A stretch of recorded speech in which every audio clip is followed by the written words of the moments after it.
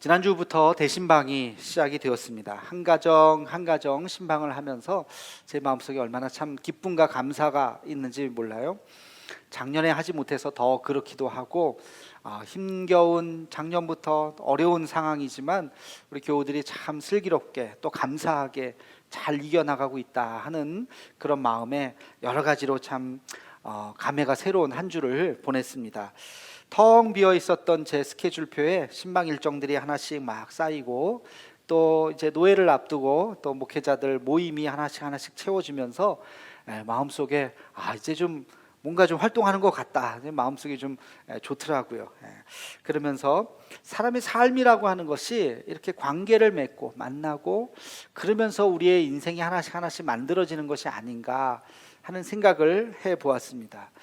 우리의 삶, 거대한 우리의 인생도 쪼개서 보면 결국에는 가장 최소한의 단위가 만남이라는 거예요. 국가를 경영하는 거대한 일들도 마찬가지예요. 기업을 경영하는 것도, 교회를 섬기는 것도 대단한 것 같지만 그것을 쪼개고 보면 결국엔 한 사람 한 사람 간의 만남과 관계를 통해서 우리가 우리의 삶을 이어간다는 것이죠. 만나서 서로 알아가고 도와주고 도움을 받기도 하고 사랑하기도 하고 때때로는 또 미워하기도 하고, 그러면서 우리의 관계가 점점점 깊어져 가는 것이죠. 그런 의미에서 우리가 인생을 산다고 하는 것, 신앙 안에서 산다고 하는 것은 우리의 만남을 어떻게 더 신앙적으로 승화시키느냐, 우리의 그 만남과 관계를 어떻게 신앙 안에서 이것을 만들어 가느냐 하는 것이 매우 중요한 과제인 것입니다. 오늘 야고보서의 말씀은 우리에게 그러한 성경적인 관계의 의미를 이야기해 주고 있어요. 어떤 자세로 우리의 만남을 더 깊이 있게 만들어 갈 것인지, 이것은 단순히 인격의 문제가 아니라 인격의 문제를 넘어서 이것은 신앙의 문제인 것입니다. 더 나아가서 이것은 하나님의 의를 이루는 매우 중요한 문제인 것입니다. 그러니까 우리가 만남 하나하나, 관계를 맺는 거 하나하나 소중하게 우리가 주님을 만나듯이 우리의 관계를 이어가야 할 것입니다. 오늘 말씀을 통해서 이런 관계를, 성경적인 관계의 기술을 우리가 깨닫고 우리의 만남의 깊이가 더 깊어져가는 이 시간이 되기를 주님의 이름으로 축원합니다. 세 가지의 관계의 기술을 말씀을 드리려고 그래요. 첫 번째, 19절에 나와 있습니다. 우리 함께 같이 오늘 본문 말씀 19절 말씀을 같이 읽겠습니다. 시작. 내 사랑하는 형제들아, 너희가 알지니 사람마다 듣기는 속히 하고. 여기까지. 듣기는 속히 하고. 우리 관계의 법칙 한 가지, 첫 번째는요, 듣는다는 거예요. 잘 들으라는 거예요. 이걸 다른 말로 우리는 경청이라고 하죠. 경청이라고 하는 것은 우리의 삶에 있어서도 중요한 자세이지만 우리 신앙에 있어서도 매우 중요한 자세인 것입니다. 잘 들어야 돼요. 잠언 18장 13절에 보면 이런 말씀이 있어요. 우리 함께 같이 읽어보겠습니다. 시작. 사연을 듣기 전에 대답하는 자는 미련하여 욕을 당하느니라. 여러분, 뭐 이렇게 좀 대충 듣고 막 얘기하려고 하지 말라는 거예요. 잘 듣고 꼼꼼히 마지막까지 그렇지 듣고 나서 이야기를 해야지, 뭐 그냥 알지도 못하면서 막 먼저 이야기하면 안 된다는 거예요. 말하는 것보다 먼저 뭘 하라고요? 들으라는 거예요. 잘 들으라는 거예요. 듣는다는 단어의 영어는요, 두 가지가 있어요. 하나는 히어링이 있고요, 또 하나는 리스닝이 있어요.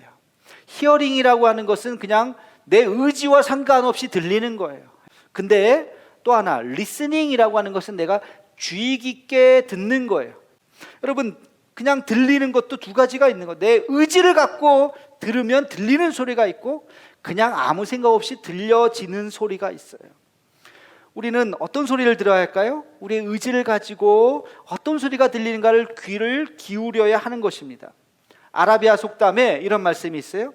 내가 듣고 있으면 내가 이득을 얻고, 내가 하는 말을 듣고 있으면, 내가 말을 하고 있으면 남이 이득을 얻는다. 내가 듣고 있으면 누가 이득을 얻는다고요? 내가. 내가 듣고 있으니까 내가 이득을 얻고, 내가 말을 하고 있으면 누가 이득을 얻어요? 내 말을 듣는 상대편이 이득을 얻는다는 거예요. 그러니까 듣는 게 좋은 거예요? 말하는 게 좋은 거예요? 듣는 게 좋은 거예요. 듣는 게 이득을 얻는다는 거예요. 이게 아라비아 속담이라는 거예요. 그래서 잘 들으라는 거예요. 잘 들으면 뭔가가 생긴다는 것이죠. 여러분, 듣는다라고 하는 것에는 세 가지의 단계가 있어요. 첫 번째는 귀로 듣는 단계예요. 그냥 귀로 들으면 그래 무슨 말인지 알겠어. 예. 우리 전화 통화할 때 귀로 듣죠. 예. 그래서 머리로 이해하는 거예요. 그렇지. 예. 이게 1단계예요. 그냥 듣는 거. 근데 2단계가 있어요. 무엇으로 듣느냐? 얼굴을 보면서 듣는 거예요. 눈으로 듣는 거예요. 눈으로. 그 사람이 하는 말을 얼굴을 보면서 들으면 얼굴엔 표정이 있잖아요. 그렇죠? 여러분, 이 설교도 마찬가지예요. 설교도 그냥 라디오로 그냥 이렇게 듣는 거 하고, 물론 제 설교도 라디오로 나갑니다. CBS나 극동방송에 라디오로 나갔는데, 라디오로 나가는 거 지금 이렇게 영상으로 제가 이렇게 손짓을 하면서 발짓을 때로는 막 이렇게 하면서 듣는 이 제 표정에서 듣는 게 다르다는 거예요. 그래서 눈으로 보면서 눈으로 듣는 거예요. 눈으로. 아이들하고 이야기할 때 눈을 마주치면서 들어야 돼. 아이가 무슨 얘기할 때 그냥 설거지하면서 대충 건성으로 듣지 말고, 아이가 들어할 때 눈을 마주치고 어머 그래 그 아이의 표정을 따라하면서 듣는 거. 이것은 감정으로 듣는 거예요. 내 마음으로 듣는 거예요. 세 번째는 뭐냐면 마음으로 듣는 것입니다. 표정을 넘어서 그 사람이 하는 말 이면에 무엇을 얘기하고 있는지를 듣는 거예요. 싫어요. 그래도 이게 진짜 싫은 건지 좋다는 건지를 잘 분간해서 들어요. 행간을 들어야 되는 거예요. 그래서 이 말뿐만이 아니라 그 깊이 있는 이 사람이 무엇을 얘기하려고 하는지, 지금 마음 상태가 어떤지를 그것을 듣는 거예요. 이게 진정한 경청인 것입니다. 공자는요, 나이 60을 뭐라고 얘기했냐면 이순이라고 그랬어요. 이순이 뭐냐? 귀가 순해진다는 거예요. 그럼 귀가 어떻게 순해져요? 귀가 어떻게 순해지겠어요? 듣는 소리에 어떤 말도 화내지 않는 거예요. 어떤 말도 화내지 않고 고개를 끄덕끄덕 그렇지, 그럴 수 있지. 그만큼 여유가 있어진다는 거예요. 수많은 경험을 통해서 나이가 60쯤 되면 그냥 호들갑 떨지 않는다는 거예요. 어떤 말을 들어도 그래 그럴 수 있지 하고 고개를 끄덕여지는 경지가 60 이순이다, 그렇게 이야기를 한 겁니다. 오늘 말씀해 보면 듣기는 속히 하라 그랬어요. 속히 하라는 게 뭐예요? 빨리 들으라? 뭘 빨리 들어요? 빨리 들으라는 말이 아니라 정확히 이해하라는 의미입니다. 그 말을 들을 때 정확히 이해해라, 무슨 뜻인지를 꼼꼼히 잘 살피면서 들으라는 거예요. 아까 말씀드린 것처럼 그냥 히어링이 아니라, 들리는 소리가 아니라 그것을 주의 깊게, 그것을 내가 의지를 가지고 리스닝 하라는 것입니다. 여러분, 기도가 뭐죠? 내가 요구하는 거 하나님 들어주세요, 해주세요 하는 게 그게 기도가 아니잖아요. 기도 시간은 어떤 시간입니까? 하나님이 나에게 하시는 말씀을 내가 듣는 시간이잖아요. 하나님께서 나에게 들려주시는 그 음성을 듣는 게 기도죠. 그런 것처럼 신방도 그렇고 우리의 만남도 마찬가지예요. 우리 사람과 사람이 만나서 대화를 하는 것도 내 얘기만 일방적으로 다 하다가 끝나는 것이 아니라 그분의 이야기를 들으면서 우리의 이해의 폭이 점점 더 넓어져 가는 것입니다. 잘 들어야 소통이 되는 거예요. 잘 들어야 관계가 회복되는 것입니다. 이 경청의 진리를 깨달을 수 있는 우리 모두가 되기를 주님의 이름으로 축원합니다. 자, 두 번째 성경적 관계의 기술, 두 번째 역시 우리 19절 말씀을 다시 한번 읽어보도록 하겠습니다. 시작. 내 사랑하는 형제들아, 너희가 알지니 사람마다 듣기는 속히 하고 말하기는 더디하며. 여기까지. 듣기는 속히 하고 말하기는 더디하라. 말하기는 천천히 하라는 거예요. 여기서 우리가 기억해야 될 단어가 숙고하라는 것입니다. 숙고. 생각하라는, 말하기 전에 생각하라는 것입니다. 여러분, 이 말의 중요성에 대해서 야고보는 굉장히 강조합니다. 야고보서에 여러 군데 나와요. 3장에 가도 또 나옵니다. 그때 조금 더 한 번 더 말씀드리기로 하고, 야고보가 왜 이렇게 말에 대해서 강조할까? 신앙의 표현, 야고보서는 매우 구체적인 신앙의 표현을 이야기하고 있어요. 그 중에 하나가 아주 중요한 것이 말이라는 것입니다. 그래서 오늘 말씀은 말을 더디하라 그랬어요. 말을 더디하라. 말을 더디하라는 게 뭐예요? 뭐 더듬더듬 천천히 말하라는 뜻이 아니죠. 생각하고 말하라는 거예요. 그냥 떠오르는 거 그냥 쏟아내지 말고 말하려다가 한 번 더 생각하고 한 번 더 생각하고 한 번 더 생각하고 말하라. 깊이 숙고하라. 그런 의미인 것입니다. 여러분, 말에 대해서는 성경 여기저기에 많이 나옵니다. 우리 잠언 10장 19절에도 나와요. 우리 함께 같이 읽어보겠습니다. 시작. 말이 많으면 허물을 면하기 어려우나 그 입술을 제어하는 자는 지혜가 있느니라. 아멘. 말이 많으면 뭘 면하기 어려워요? 허물을 면하기 어렵대요. 말이 많으면 나도 모르게 그 안에서 허물이 나오는 거예요. 전도서 5장 3절에도 이런 말씀이 있어요. 우리 함께 같이 읽어보겠습니다. 시작. 걱정이 많으면 꿈이 생기고 말이 많으면 우매한 자의 소리가 나타나느니라. 아멘. 말이 많으면 무슨 소리가? 우매한 자의 소리가. 나도 모르게 말을 많이 하다 보면 말도 안 되는 소리를 하는 거예요. 어리석은 말, 그런 말들을 하게 된다는 것입니다. 인간관계가 좋을 땐 좋지만 위기가 있을 때가 있죠. 심지어는 깨질 때가 있죠. 싸울 때가 있죠. 왜 싸우게 됐을까? 가만히 생각해 보면 말 때문에 그래요. 말 한마디 때문에. 해서는 안 되는 말 한마디를 딱 던지는 순간 주워 담을 수가 없는 거예요. 그래서 싸우는 거예요. 여러분, 말이라고 하는 것은 굉장히 소중한 거예요. 근데 말에 치명적인 약점이 있어요. 말의 치명적인 약점은 뭐예요? 이거 한번 내뱉으면 끝이. 이거 다시 주워 담을 방법이 없어요. 여러분, 저도 그런 경험을 해요. 말을 할까 말까 하다가 안 했어요. 말을 안 하고 오면 그것도 또 후회될 때가 있어. 말을 했어야 되는데 이 말을 내가 안 했네. 근데 그거는 그때뿐이에요. 그때뿐이에요. 안 한 것에 대한 후회는 그냥 지나가면 괜찮아요. 근데 할까 말까 하다가 말을 했는데 아이고 잘못했네, 이 말 하지 말았어야 되는데, 그러면 감당하기가 어려워요. 뒷감당하기가 어려워요. 그거 수습하려면 한참 걸려요. 이 말 한마디 괜히 잘못했다가 그런 경우가 많습니다. 그래서 이 말이라고 하는 것은 항상 그냥 뱉듯이 하지 말고 생각하고 또 생각해서 말을 더디하라는 것입니다. 야고보서가 말에 대해서 강조했다고 그랬잖아요. 야고보서 3장 2절에 보면 이런 말씀이 또 있습니다. 우리가 다 실수가 많으니 만일 말에 실수가 없는 자라면 곧 온전한 사람이라. 어떤 사람이 온전한 사람이냐? 말에 실수가 없는 사람은 온전한 사람이라.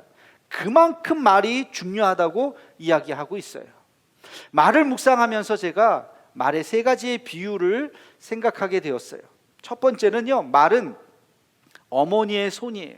말은 어머니의 손. 여러분, 어머니의 손 생각만 해도 너무 푸근하죠? 간절하죠? 어머니의 손은 늘 우리를 품어주시고 사랑한다고 머리를 쓰다듬어 주시고 우리를 안아주시는 그 어머니의 손길, 얼마나 참 좋습니까? 말이 그래야 된다는 거예요. 말이 사람을 안아주고 위로해주고 격려해주고 넘어진 사람 일으켜주는 그런 말 한마디, 그게 말이구나. 어머니의 손길과 같구나. 또 두 번째는 말은 시원한 냉수와도 같아요. 막 뭔가 좀 갈급할 때, 뭔가 좀 꽉 막혀 있을 때 시원한 냉수 한 잔 마시면 탁 트이잖아요. 그런 것처럼 말 한마디가 그렇지 하면서 지혜를 얻게도 하고, 말 한마디가 막혀있던 것을 확 뚫어주기도 하죠. 말은 참 좋은 거예요. 그러나 또 말은 독화살과 같습니다. 말 한마디가 어떤 사람에게 잘못 박히면 독이 묻어있는 화살과 같아요. 화살을 뺀다고 되는 게 아니에요. 독이 퍼져버려요. 말 한마디 딱 내 심장에 비수같이 딱 꽂히면요, 어떤 사람은 그것 때문에 자살하기도 해요. 어떤 사람은 그것 때문에 인생을 포기하기도 해요. 말 한마디가 얼마나 사람을 살리기도 하고 죽이기도 하는지를 우리는 명심해야 되는 것입니다. 여러분, 한 가지 기억해야 될 게 있어요. 그게 뭐냐? 조언 있잖아요. 조언. 내가 한마디 조언할게. 조언한답시고 하는 말, 나 아니면 누가 이런 말 하겠어 하면서 한마디 하는 거, 그게 10개 중에 9번은요 다 부작용이 일어납니다. 그 말을 아유 고마워요, 참 그렇지 않아 들을 말 들었네요 라고 감사합니다 하고 받는 사람은요 10명 중에 1명 있을까 말까. 대부분 그 말 귀에 거슬려요. 부작용이 일어납니다. 그래서 조언은 매우 조심해야 돼요. 부모 자식 간에도 조심해야 돼요. 부모 자식 간에도 아이가 사춘기가 되고 좀 크면요 조언을 할 때 굉장히 조심해야 돼요. 잔소리를 듣고 더 이상 나 이제 아빠랑 얘기 안 해, 나 이제 엄마랑 얘기 안 해, 귀 그냥 딱 닫아요. 문 딱 잠가 버린다고요.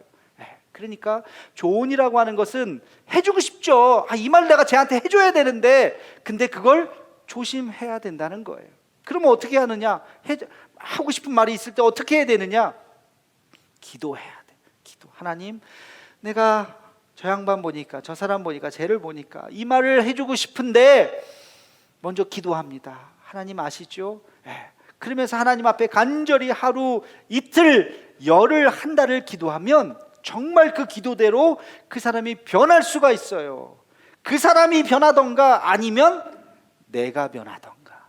옛날에는 그 행동이, 그 말이 굉장히 거슬렸는데 그래서 내가 한마디 해줘야지 그렇게 생각을 했는데, 기도하다 보면 그게 어느 날 거슬리지가 않아요. 그런 행동이 야 저것도 참 장점이다 하고 웃고 넘어갈 수 있을 만큼 그것을 내가 받아들일 수 있다고요.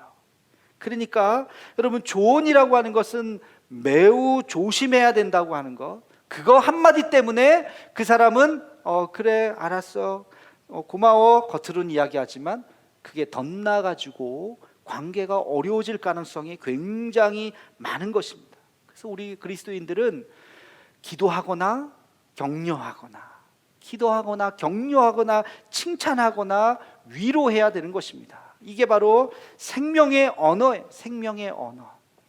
이 생명의 언어로 우리 모두가 아름다운 관계를 만들어갈 수 있는 모두가 되기를 주님의 이름으로 축원합니다. 세 번째, 우리 19절 말씀을 다시 한번 함께 같이 읽어보겠습니다. 시작. 내 사랑하는 형제들아, 너희가 알지니 사람마다 듣기는 속히 하고 말하기는 더디하며, 그 다음 성내기도 더디하라. 자, 세 번째 비밀이 나왔어요. 성내기도 더디하라 그랬어요. 성내는 것, 분노와 화죠. 살다 보면 분노가 일어날 때가 있어요. 막 화가 날 때가 있어요. 이거 막 그냥 못 넘어갖고 막 씩씩거릴 때가 왜 없겠습니까? 있죠. 근데 그 분노를 표현해서는 안 된다는 거예요. 그걸 잘 이성적으로 잘 삭혀야 돼요. 잘 눌러야 돼요. 그걸 행동하기까지 좀 시간이 필요하다는 거예요. 이거를, 그 분노를 행동으로 옮기기 전에 이거를 잘 숙고할 수가 없는 사람, 이걸 조정을 잘 못하는 사람, 이런 사람은 뭐라 그래요? 분노 조절 장애인. 그렇게 분노 조절을 못하는 거예요. 그래서 그런 사람들은 이를 그르치기가 쉽죠. 물론 화가 날 때 그것을 무조건 참아라, 그것은 아니에요. 무조건 참다 보면 그것도 병이 됩니다. 그게 무슨 병이에요? 화병이잖아요. 화병. 그것을 계속해서 누적시키게 되면 패배감과 무력감에 빠지게 돼요. 그래서 우울증에 올기도 하고 그것이 화병이 되어서 그것도 큰 문제입니다. 그렇게 해서는 안 돼요. 그래서 전문가들은 그 분노가 일어날 때, 화가 날 때 세 가지의 조언을 하더라고요. 첫 번째는 내가 왜 분노가 일어난지를 순간적으로 생각하라는 거예요. 그거를 이성적으로 한번 생각한 다음에 결론을 내려야지, 그렇지 않고 그냥 막 쏟아내어서는 안 된다는 것입니다. 왜 내가 화가 났지? 왜 내가 지금 이렇게 분노가 일어나지를 한번 생각하라는 거예요. 그러다 보면 인지 오류, 인지 왜곡의 경우가 많다. 다시 말해서 오해와 착각이 많다는 거예요. 내가 화를 냈는데 이게 오해였네, 이게 착각이었네, 원래 그렇지 않은데. 그 사람 때문에 화난 게 아닌데 다른 것 때문에 화났는데 괜히 이 사람한테 화풀이 하는 것일 수도 있어요. 그러니까 한번 생각해봐라. 잘 이성적으로 한번 생각할 시간을 갖고, 두 번째는 내가 지금 행동을 하기 전에 시간을 가지라는 거예요. 그런 경우 그냥 화가 났을 때 바로 그냥 말이든지 행동이든지 행동으로 하지 말고 시간을 가져라. 한 걸음 뒤로 물러나서 한번 심호흡을 하고 생각하면서 시간을 한 템포 시간을 가지라는 거예요. 그리고 절대로 해서 안 될 거, 사람에게 감정을 그것을 풀지 말라는 것입니다. 자기의 분노의 감정을 사람에게 풀지 말고 일단 다른 데에 배출을 하고 그리고 나서 사람을 만나라는 거예요. 소리를 지른다든지 뭐 다른 걸 한번 자기의 감정을 쏟아내고 그 다음에 사람을 만나야지, 사람을 만나면 사람에게 분노를 쏟다 보면 자기도 모르는 사이에 엄청난 큰 실수를 할 수 있다는 것입니다. 우리 분노할 때요, 우리 몸에서 어떤 호르몬이 나오냐면 카테콜라민이라고 하는 호르몬이 나와요. 이걸 흥분시키는 호르몬이에요. 뭔가 막 씩씩대고 막 화가 날 때 이거를 사람에게, 그냥 그 사람에게 쏟아버리면 사고가 일어납니다. 그래서 그거를 빨리 다른 데다가 배출을 해야 돼요. 다른 데다가 배출하는 가장 쉬운 방법이 뭐냐면 그게 눈물이랍니다. 울고 나면, 눈물을 쏟고 나면 그 카테콜라민이 싹 사라진답니다. 우리 울다 보면 마음이 이렇게 좀 평안해질 때가, 그렇죠?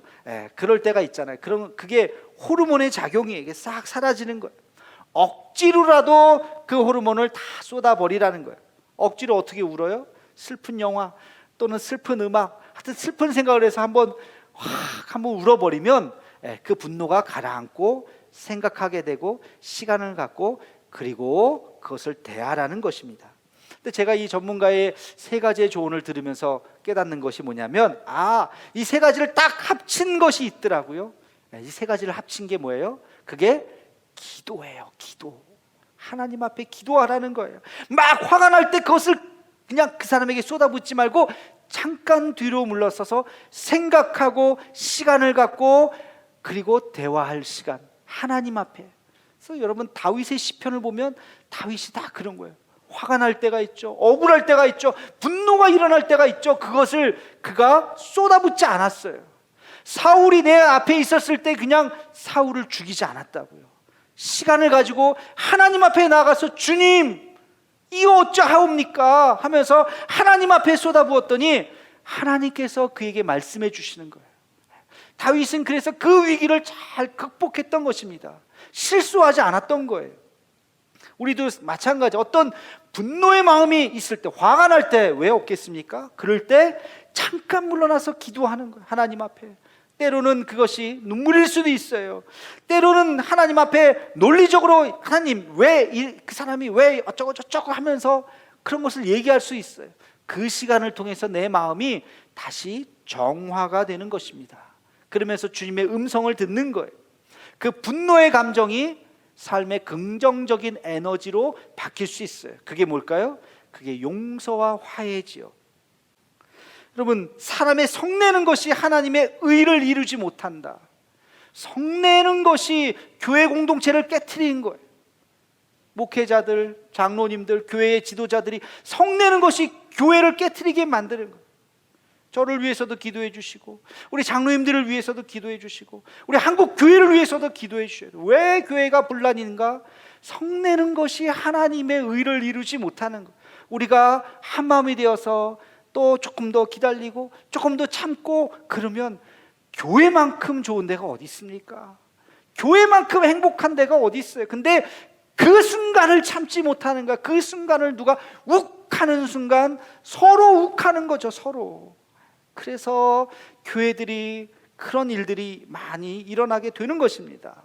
사람의 성내는 것이 하나님의 의를 이루지 못한다는 말씀을 여러분 기억하고 오늘 말씀을 가슴에 새기면서 우리의 관계의 기술을 깨닫고 하나님 앞에 더 성숙한 모습으로 우리 만남이 이어지고 하나님의 나라를 만들어갈 수 있는 우리 모두가 되기를 주님의 이름으로 축원합니다.